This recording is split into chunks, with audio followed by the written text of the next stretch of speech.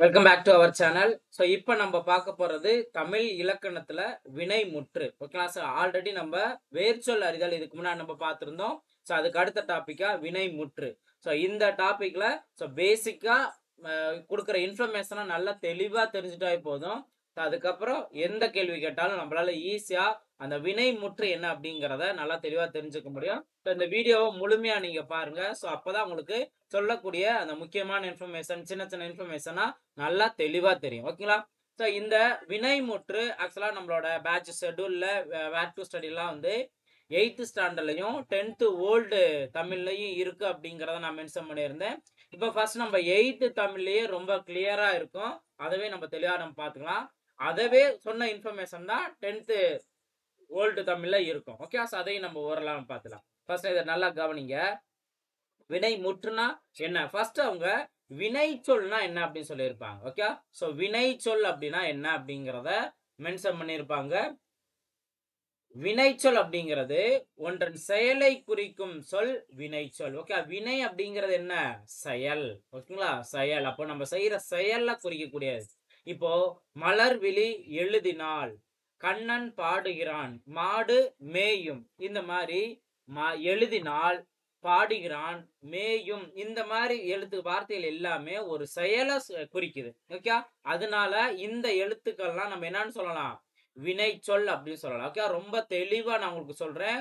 நல்லா கிளியரா புரிஞ்சிடும். ஓகேங்களா? ஒன்ஸ் நீங்க இந்த வீடியோ பாத்தீங்க அப்படின்னா போதும், நல்லா தெளிவா புரிஞ்சிடும். ஓகேவா? சரி, நெக்ஸ்ட் பாருங்க. இப்போ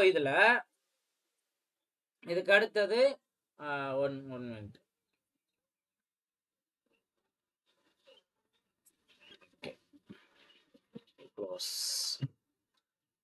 ஓகே, சோ இதுக்கு அடுத்தது பாருங்க. இத்தொடர்களில் எழுதினால், பாடுகிறான், மேயும், இந்த வார்த்தையெல்லாம் ஒரு செயலை குறிக்குது. அது மட்டும் இல்லாம பொருள் முற்று பெற்றிருக்கு. ஓகேங்களா? இப்ப இதுக்கு அடுத்துதான் வினை முற்றுனா என்ன அப்படிங்கிற பார்க்க போறோம். இவ்வாறு பொருள் முற்று பெற்ற வினை சொற்களை முற்றுவினை அல்லது வினைச்சொல், அதாவது வினை முற்று அப்படின்னு நம்ம சொல்லலாம். ஓகேங்களா? முற்று வினை அப்படின்ட்டு ஒரு செயல் முற்று பெற்றுச்சா, அதாவது முழுமை அடைஞ்சிருச்சு அப்படின்னா அதை நம்ம முற்று அப்படின்னு நம்ம சொல்றோம். அப்போ இங்க செயல் முற்று பெற்றுச்சு அப்படின்னா, முடிவு நல்லா முழுமை ஆயிடுச்சு அப்படின்னா அது வினை முற்று அல்லது முற்று வினை அப்படின்னு நம்ம சொல்லலாம்.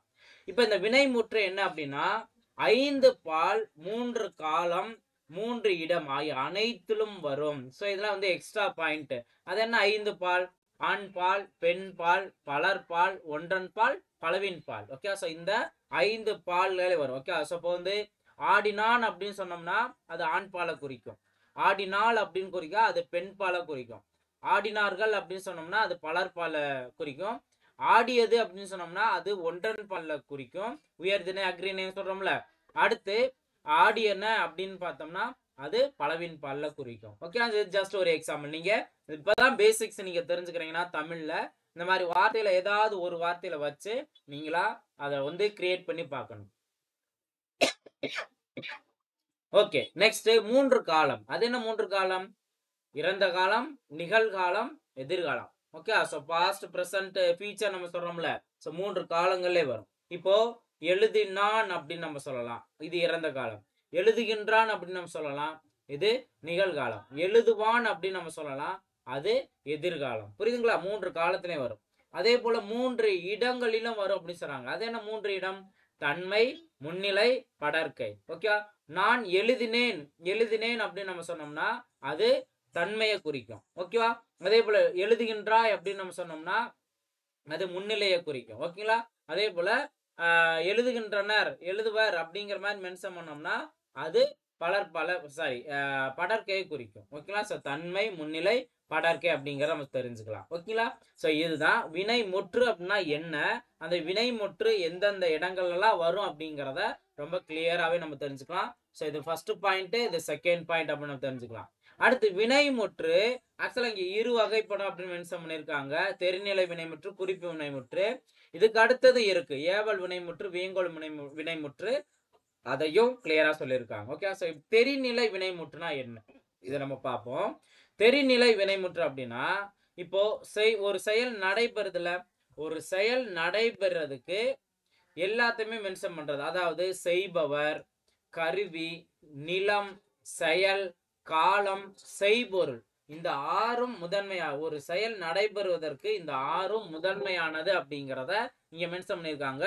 அந்த ஆறும் வெளிப்படுமாறு அமைவது தெரிநிலை. ஓகே, நல்லா தெளிவா தெரியிற மாதிரி நடைபெற வினைமுற்று தெரிநிலை வினைமுற்று. புரிஞ்சுங்களா? சோ இந்த ஆறும் என்ன? செய்பவர், கருவி, காலம், செயல், காலம், செய்பொருள். ஓகேவா? இப்ப எடுத்துக்காட்டு, மாணவி கட்டுரை எழுதினாள் அப்படிங்கிறத இங்க ஒரு செயல் மென்ஷன் பண்ணியிருக்காங்க, எழுதினாள் அப்படிங்கிறது. இப்போ இதுல செய்பவர் யாரு? மாணவி அப்படிங்கிற மென்ஷன் பண்ணிட்டாங்க. அடுத்து ஏன்னா எழுதினாள் அப்படிங்கறதுனால அது ஒரு மாணவி அப்படிங்கிற மாதிரி. அதே போல கருவி பார்த்தோம்னா எழுதுறதுக்கு பொதுவா தாளும் எழுதுகோலும் நம்ம பயன்படுத்துவோம், அதுவும் வெளிப்படையா தெரியுது. அதே போல நிலம், இப்ப மாணவி கட்டுரை எழுதினாள், மாணவி அப்படிங்கிற நம்ம பள்ளியில யூஸ் பண்ணுவோம், அப்ப நிலம்ங்கிறது பள்ளி. காலம் என்ன? எழுதினாள், அப்ப இறந்த காலம். செய்பொருள் என்ன? எழுதினாள், எதை எழுதினாள்? கட்டுரை எழுதினாள், அப்ப இந்த கட்டுரைங்கிறது செய்பொருள். செயல் என்ன? எழுதுதல் அப்படிங்கிற ஒரு செயலை செய்யறாங்க. இதுதான் இப்ப ஆறுமே வெளிப்படையா தெரிகிற மாதிரி இங்க ஒரு வினைமுற்று இருக்கு. இதைத்தான் வந்து நம்ம என்ன சொல்றோம்? தெரிநிலை வினைமுற்று அப்படின்னு நம்ம சொல்றோம். ஓகே, இப்ப இதுக்கு அடுத்து குறிப்பு வினைமுற்றுங்கிறது என்ன? சோ இதுலயும் நல்லா தெளிவா தெரிஞ்சுக்க. ஏன்னா இனிமேல் தான் நம்ம தெரிநிலை வினைமுற்றும் குறிப்பு வினைமுற்றுக்கும் நல்லா புரிஞ்சுக்க முடியும்.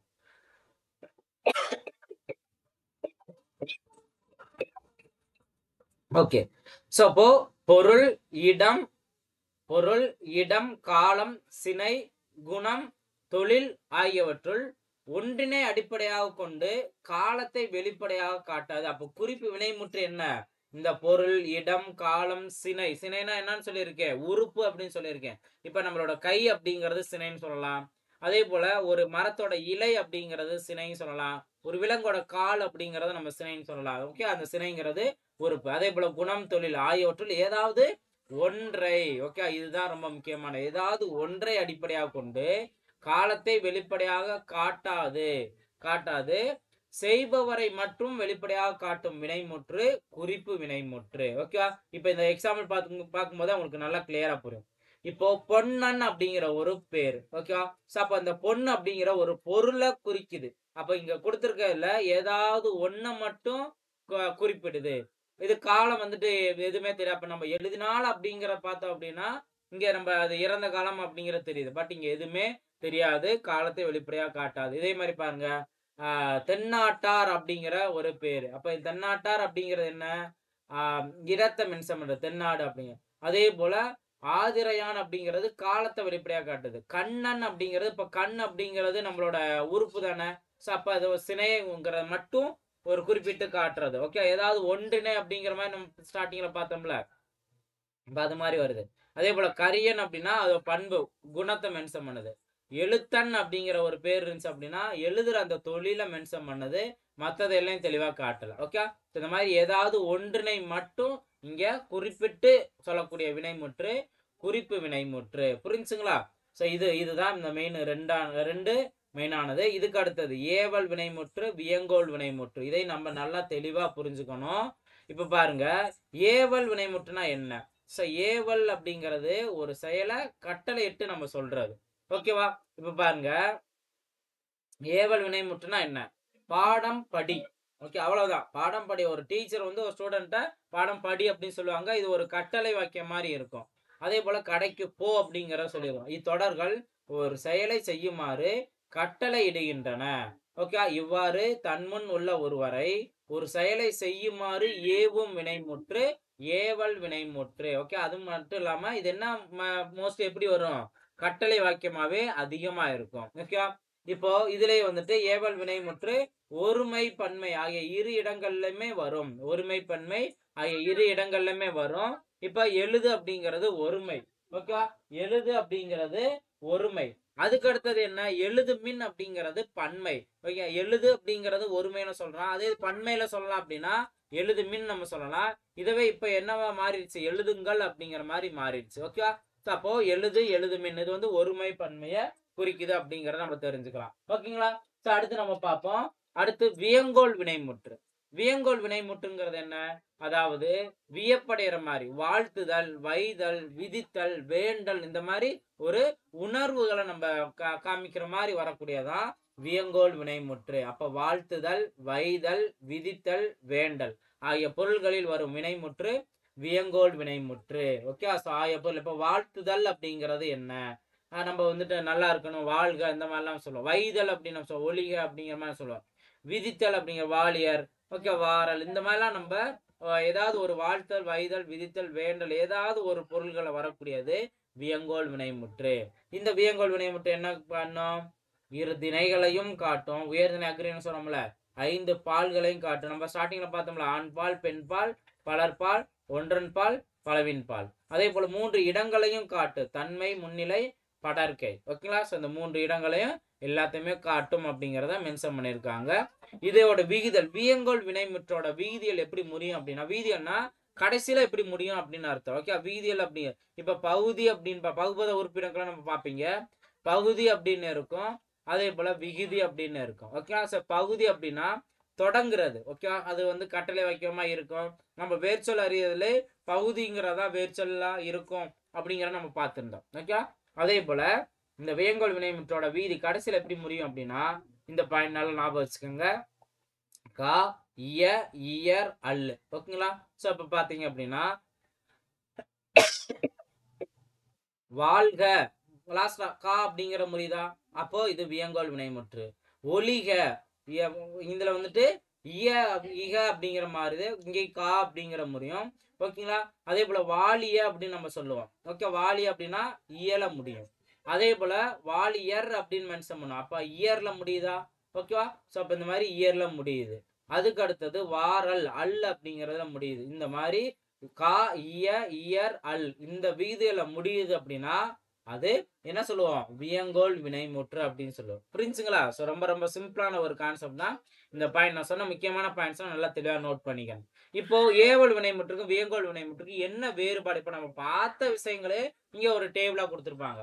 இப்ப ஏவல் வினைமுற்று முன்னிலையில் மட்டும் வரும், முன்னிலையில் வரும். அதாவது நான் முன்னாடி இருக்கவங்கள தான் ஒரு கட்டளையிட்டு சொல்ற மாதிரி, நீ அங்க போ, ஓகேவா? அதே போல படி, எழுது, இந்த மாதிரி நம்ம முன்னாடி இருக்கவங்கள தான் நம்ம சொல்லுவோம். அது ஏவல் வினைமுற்றுல வரும். ஓகேங்களா? வியங்கோல் வினைமுற்று என்ன?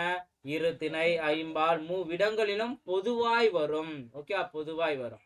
அதே போல ஏவல் வினைமுற்றுல ஒருமை பன்மை வேறுபாடு உண்டு.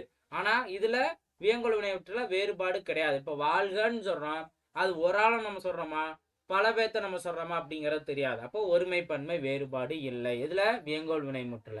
அடுத்து கட்டளை பொருளை மட்டும் உணர்த்தும். எது? ஏவல் வினைமுற்று.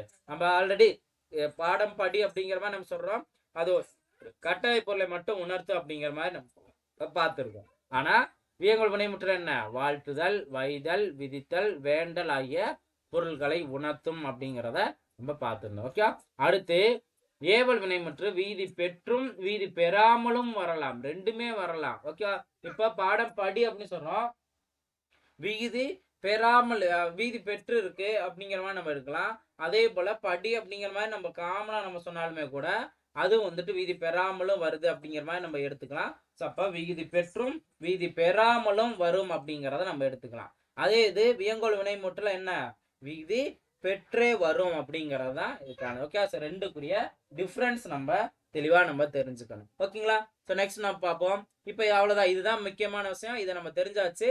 இனி நம்ம இதுக்கு உரிய எக்ஸசைஸ் என்ன மாதிரிலாம் கேள்வி கேட்டிருக்காங்க அப்படிங்கிறத நம்ம பார்க்கலாம். ஓகே, ஃபர்ஸ்ட் பாருங்க, விதித்தல் பொருள்களில் வரும் வியங்கோல் வினைமுற்று தன்மை இடத்தில் வராது. ஓகே, ஸோ தன்மை இடத்தில் வராது. எது? விதித்தல் பொருளில் வரும் வியங்கோல் வினைமுற்று. ஓகே, ஸோ இப்போ தன்மை இடத்தில் வராது, விதித்தல் அப்படின்னு நம்ம சொல்றோம். இப்போ எதை விதித்தல் நம்ம மென்ஷன் பண்றோம்?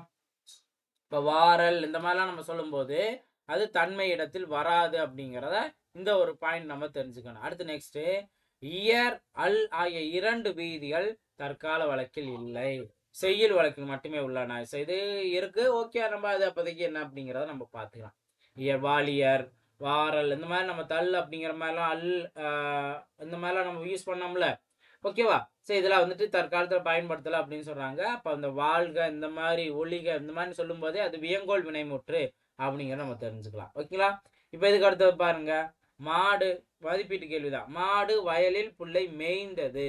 இத்தொடரில் வினைமுற்று என்ன? வினைமுற்றுனா ஒரு செயல். இப்போ இங்க கொடுத்துருக்கலாம் பாருங்க, மாடுங்கிற ஒரு பெயர்ச்சொல், வயல், புல்லு இதெல்லாம் வந்துட்டு பெயர்ச்சொல். மேய்ந்தது அப்படிங்கிறது தான் ஒரு வினைமுற்று. அப்போ ஆப்ஷன் டி தான் அதுக்கான சரியான ஆன்சர். அடுத்து பின்வருவற்றில் இறந்த கால வினைமுற்று. இறந்த காலம் இப்போ படித்தான், இது இறந்த காலம், கரெக்ட். ஓகே, இங்க படிக்கின்றானா இது நிகழ்காலம், உண்பான்னா இது எதிர்காலம், ஓடாது அப்படின்னா இது எதிர்மறை சொல். ஓகேவா? அப்ப படித்தான் அப்படிங்கறதான் இறந்த கால வினைமுற்று. ஓகேங்களா? அடுத்து பின்வருவனற்றுள் ஏவல் வினைமுற்று சொல். ஏவல் வினைமுற்று சொன்னா மோஸ்ட்லி என்ன வரும்? கட்டளை வாக்கியமா வரும் அப்படின்னு நம்ம பார்த்திருந்தோம். அதுக்கு அடுத்தது இங்க செல்க அப்படின்ட்டு கால் விகுதி பெற்று முடியுது. அப்ப இப்ப வியங்கோல் வினைமுற்று நம்ம எடுத்துக்கலாமா? ஓடு அப்படிங்கறதுதான் ஒரு கட்டளை வாக்கியமா இருக்கு. இதுதான் ஏவல் வினைமுற்று நம்ம சொல்லலாம். இப்ப இந்த வாழ்க வாலி அப்படின்னா என்ன சொல்லலாம்? வியங்கோல் வினைமுற்று அப்படின்னு சொல்லலாம். சோ இதுல நம்ம தெளிவா தெரிஞ்சுக்கலாம்.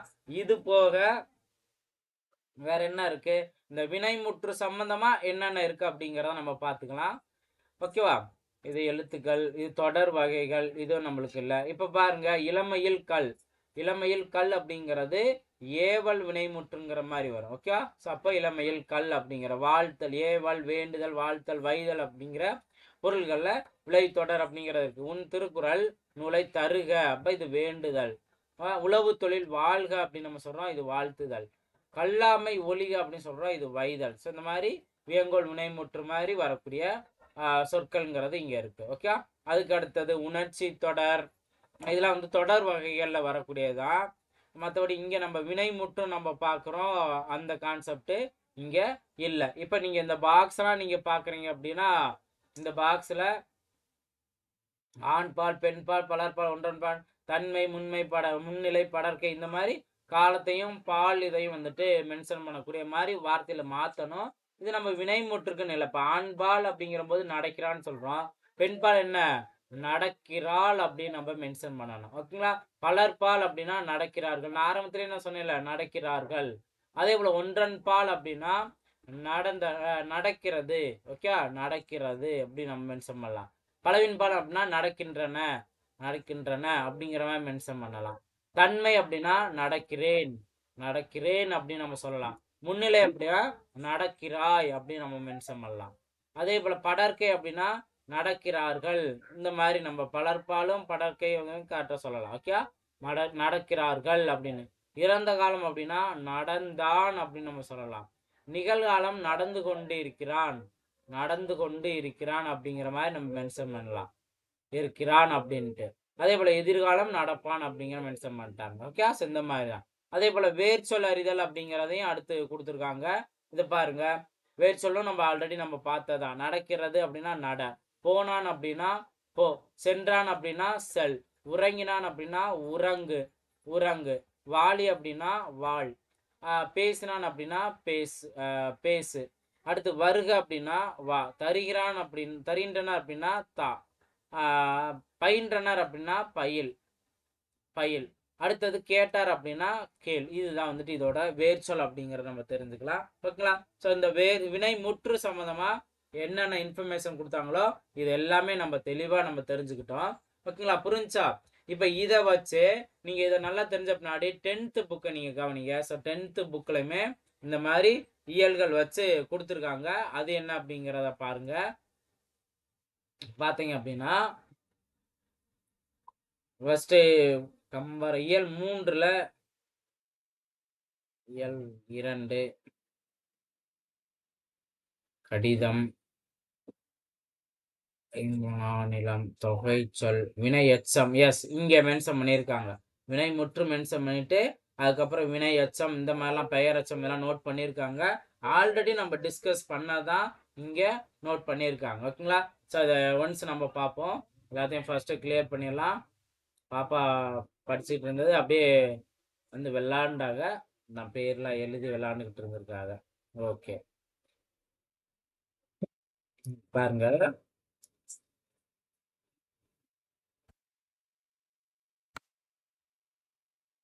ஓகே, கவனிங்க. சொல் அப்படிங்கிற கான்செப்ட்ல இருந்து ஸ்டார்ட் பண்ணியிருக்காங்க. ஓகே, இப்போ நம்ம வினை முற்று அப்படின்னு நம்ம எடுத்துட்டோம் அப்படின்னா, வினை முற்று அப்படின்னு நம்ம எடுத்துட்டோம் அப்படின்னா என்னென்ன வரும் அப்படிங்கிறத நம்ம தெரிஞ்சுக்கலாம். ஃபர்ஸ்ட் சொல்ல என்ன, மூவகை மொழிகள் என்ன, இதெல்லாம் சொல்லியிருப்பாங்க. அடுத்தது வினை சொல். எஸ், இங்க இருந்து தான் நம்ம பார்க்க வேண்டியது இருக்கு.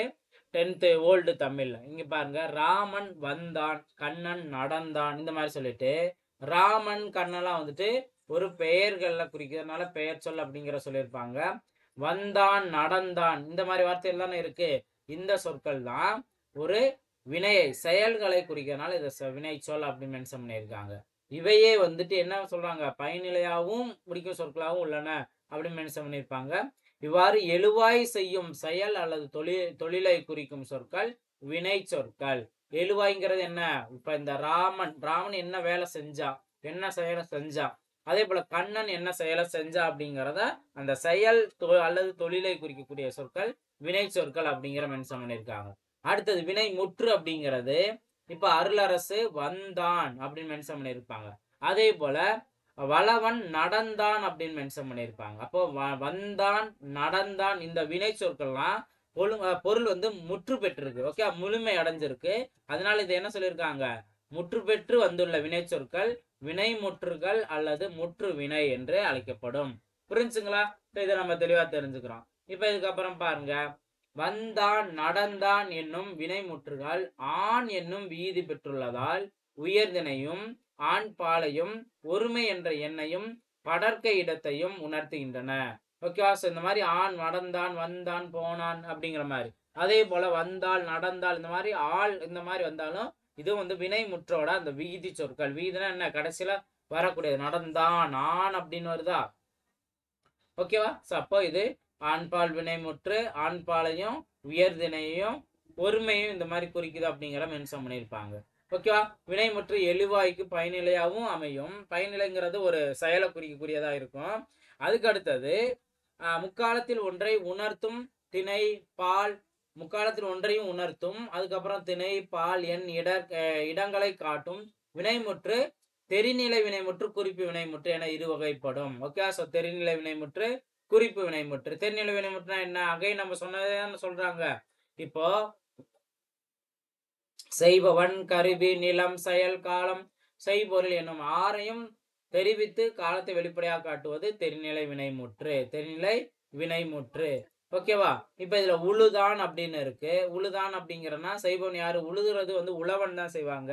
அதை நம்மளால புரிஞ்சுக்க முடியும். கருவி என்ன, கலப்பை, உழுகிறதுக்கு கலப்பை பயன்படுத்துவோம். அடுத்து நிலம், வயல்ல உழுவாங்க. செயல் உழுதல் அப்படிங்கிற செயல். உழுதான் அப்படின்னு வந்ததுனால இது இறந்த காலம். செய்பொருள் என்ன, நெல் விளைவிக்கிறதுக்காக வேண்டி உழுகுறாங்க. ஓகேவா? இந்த மாதிரி செய்பவனோட செய்பவன், காலம், நிலம், செயல், காலம், செய்பொருள் ஆறும் தருவது வினையே. இதான் வந்துட்டு வினைமுற்று அப்படின்னு அன்னூல் விதி மூலமாவே இங்க சொல்லியிருக்காங்க. அதே போல குறிப்பு வினைமுற்று என்ன நம்ம பார்த்தோம், இப்ப பொருள் முதல் ஆறையும் அடிப்படையாக கொண்டு முன் சொல்லப்பட்ட செய்பவன் முதலான ஆறு கருத்தா ஒன்றினை மற்றும் தெரிவிப்பது. அதாவது ஏதாவது ஒன்றினை மட்டும்தான் அது தெரிவிக்கும். ஓகேங்களா? இப்ப பாருங்க, பொன்னன் அப்படின்னா பொன்னை உடையவன் அப்படிங்கிற ஒரு பொருளை மட்டும்தான் சொல்லுது. விழுப்புரத்தான் அப்படிங்கிறது, விழுப்புரம்ங்கிறது ஒரு வாழக்கூடிய இடம். அப்ப இடத்தை மட்டும் மென்ஷன் பண்ணுது. சித்திரையான் அப்படின்னா சித்திரை அப்படிங்கிறது காலத்தை குறிக்கக்கூடிய சித்திரையான். கண்ணன் அப்படிங்கிறது ஒரு சினைப்பெயர். ஓகே, ஒரு உறுப்பை குறிக்கக்கூடியது. நல்லன் அப்படின்னா ஒரு பண்பு, குணத்தை குறிக்கக்கூடியது. ஓகே, அதே போல உழவன் அப்படின்னா உழுதல் செய்தலை குறிக்கக்கூடிய தொழிலை குறிக்கக்கூடியது. ஓகேவா? ஸோ இந்த மாதிரி ஏதாவது ஒன்றை மட்டும் குறிப்பிட்டு வரக்கூடியது குறிப்பு வினைமுற்று. ஓகேவா? ஸோ இதுதான் நம்ம தெரிஞ்சுக்கிறோம். ஓகேங்களா? ஸோ இதுக்கு அடுத்தது வினை எச்சம் இந்த மாதிரிலாம் இருக்கும். நம்ம அடுத்தடுத்த கிளாஸ்ல உங்களுக்கு ஒவ்வொரு டாப்பிக்கா இருக்கு. நம்ம அடுத்தடுத்து நம்ம பார்த்துக்கலாம். நான் ஆல்ரெடி நான் சொன்ன மாதிரி தான் 8th ஸ்டாண்டர்ட்ல என்ன கொடுத்தாங்களோ அதே தான் இங்கே 10th ஓல்டு தமிழ்ல இருக்கு. நீங்க 8th ஸ்டாண்டர்ட் கொடுத்தது நல்லா தெளிவா படிச்சீங்க அப்படின்னா வினை முற்று என்ன அப்படிங்கிறத நல்லா தெளிவா தெரிஞ்சுக்க முடியும். அதோட வகைகள் என்ன அப்படிங்கிற தெளிவா தெரிஞ்சுக்க முடியும். ஓகேங்களா? ஸோ இந்த ஒரு வீடியோ உங்களுக்கு யூஸ்ஃபுல்லாக இருந்தது அப்படின்னா லைக் பண்ணிடுங்க. அதே போல் நம்ம பேட்ச் ஸ்டூடெண்ட் எந்த அளவுக்கு நீங்கள் தெளிவாக நீங்கள் அதை முழுமையாக பார்க்குறீங்களோ பயன்படுத்துங்க, அந்த அளவுக்கு உங்களுக்கு நல்லா கான்செப்ட்லாம் புரியும். பாருங்கள். நெக்ஸ்ட்டு நான் இந்த பேட்ச் வந்து சண்டேவோட பப்ளிக் வீடியோஸ் நான் முடிச்சிடுவேன். ஸோ நம்ம பேட்சுக்குரியது ஷெட்யூல் படி என்னென்ன வீடியோஸ் கொடுக்கணுமோ அதை நான் அன்லிஸ்டில் நான் கொடுப்பேன். ஒரு சில டாபிக் மட்டும் காமனாக கொடுப்பேன். ஓகே, ஸோ ஒரு சில கான்செப்ட் மட்டும் பப்ளிக்கில் நான் கொடுப்பேன். மித்தது மோஸ்ட்லி அதிகமாக நான் என்ன பண்ணுவேன், இந்த அன்லிஸ்டில் நான் கொடுப்பேன். கண்டிப்பாக நான் பேட்ச் ஸ்டூடெண்ட்டுக்கு மட்டும் ஃபீஸ் பே பண்ணி கட்டினா பேட்ச் ஸ்டூடெண்ட்டுக்கு மட்டும் யூஸ் ஆகிற அளவுக்கு பயன்படும். இது வரைக்கும் பேட்சில் ஜாயின் பண்ணல அப்படின்னா நீங்கள் இந்த நம்பர் கான்டாக்ட் பண்ணுங்கள் 894047 2040 இந்த நம்பருக்கு காண்டாக்ட் பண்ணி நீங்கள் பேட்ச் டீட்டெயில் தெரிஞ்சுக்கிட்டு பேட்சில் நீங்கள் ஜாயின் பண்ணலாம். கண்டிப்பாக உங்களுக்கு ரொம்ப யூஸ்ஃபுல்லாக இருக்கும். அடுத்தடுத்த வீடியோவில் மீட் பண்ணலாம். தேங்க்யூ.